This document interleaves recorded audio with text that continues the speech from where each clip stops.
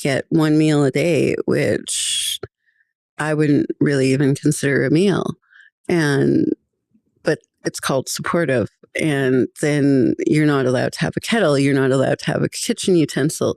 You're not allowed to have a toaster or a microwave.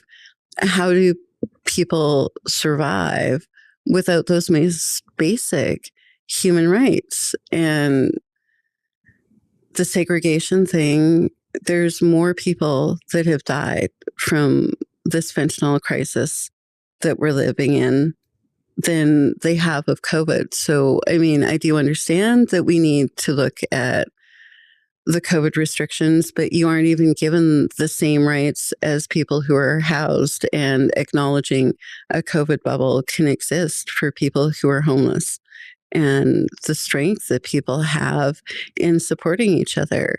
If there were more microeconomy paid peer programs that people agree, like maybe taking an honorarium for things that we're doing for each other will make our lives easier during Prohibition, will allow people to maybe then stabilize, support each other, and maybe not be having to fall back on criminal sort of elements of the life of Prohibition.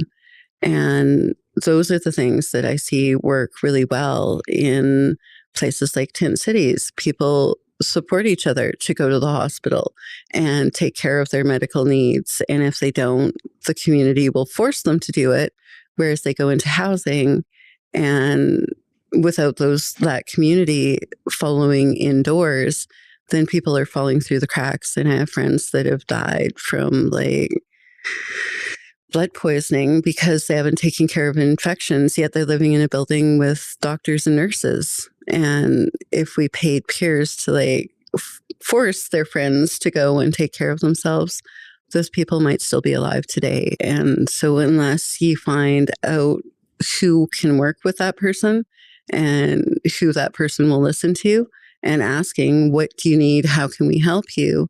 Then it's always going to be about the government and not about the person that we should be helping.